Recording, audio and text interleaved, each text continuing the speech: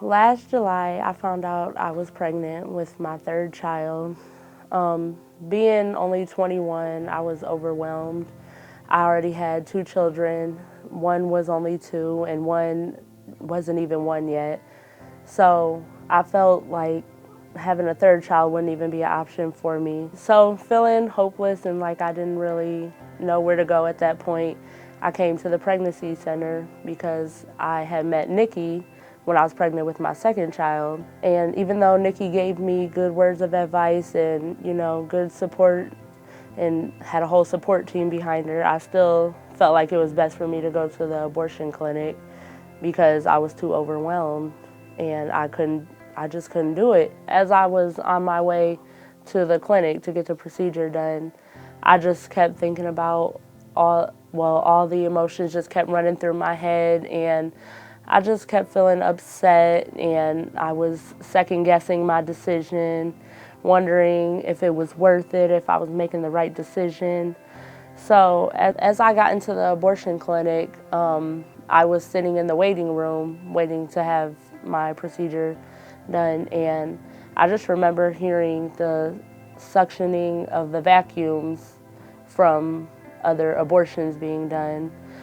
At that time, I started thinking of how I came to the pregnancy center, and they showed me my baby's first heartbeat when he was 10 weeks old, and he was a full baby. So all those thoughts just were running through my mind, and how me and Nikki kept in contact. The morning that I left to go get the procedure, Nikki had texted me and asked me how everything was going and to keep her updated.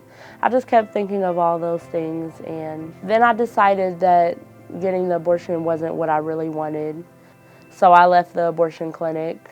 As I was leaving, I was happy that I had changed my mind and made the decision that I made. So once I had left, I spoke to Nikki. I called her and told her that I wasn't going through with it. And the whole time Nikki was checking on me. Nikki knew the day that I was supposed to go out there and get the procedure done. So I called her and told her that I had changed my mind. And Nikki was so happy, and ever since then I've just been to the pregnancy center. And 1 week ago from today, I gave birth to my beautiful son.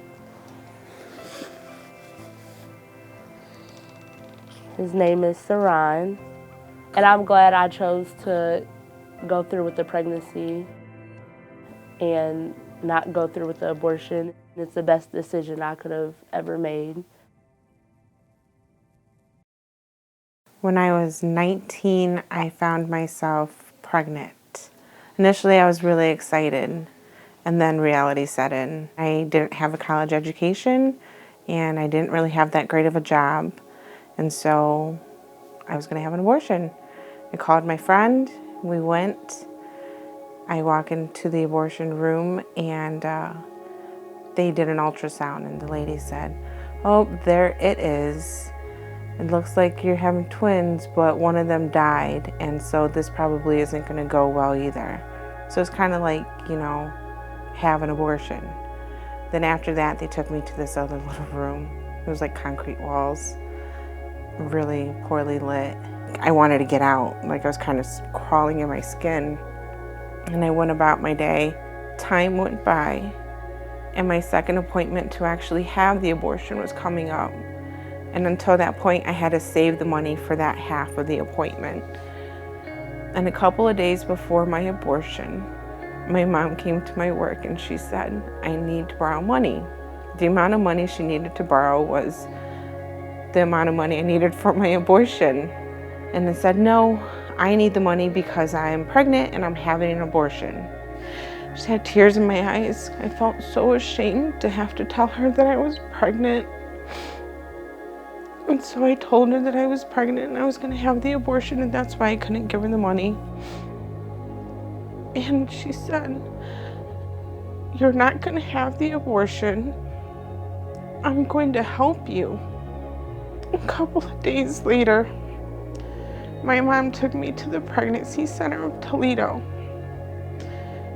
I felt humiliated and embarrassed. I felt like I didn't deserve anything, kind of like I had a big scarlet letter.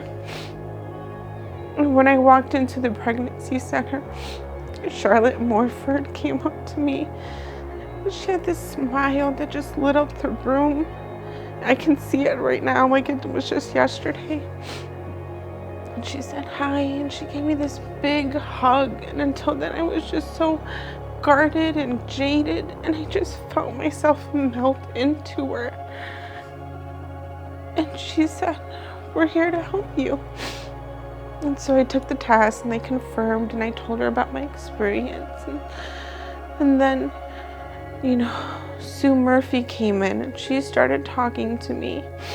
And she sat down with her pen and paper, and she says, "How can we help you, Kim?" And I said, I don't know. I didn't even know where to begin. She said, "Do you have baby clothes? And do you have this?" And we started talking about the different things, like, do you have a checking account? There are classes here that you can take where we teach you how to care for a baby, or we teach you how to set this up, or do things like that. And before it ended, she said, "Kim, would you like to rededicate your life to Jesus?" Which I did. And Sue arranged for me to have an ultrasound. And I remember going in, the lady was so nice. And so she brings up the ultrasound, and they have the little baby, and then the lady goes, "That's your baby." It was so awesome to hear someone say, "That's your baby." I needed the love. I didn't know I needed it, but when I walked into the pregnancy center, I got that love. I knew I had messed up. I knew it. You could tell I was pregnant. But they didn't condemn me. They didn't shun me. With arms wide open, they loved me. And that's exactly what I needed. Isabella is 12 years old. She's a 7th grader. She's my playground evangelist.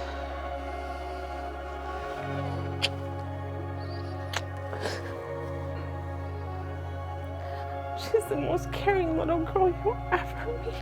She wants to help everybody. Without God, without people who really just stepped in to love on the people who needed it the most at the times that they were the most vulnerable and in need, this precious little girl wouldn't be here. I can honestly tell you, and you can ask anyone that's ever met her, she is a blessing, and you can see the hand of God on her life. Thank you.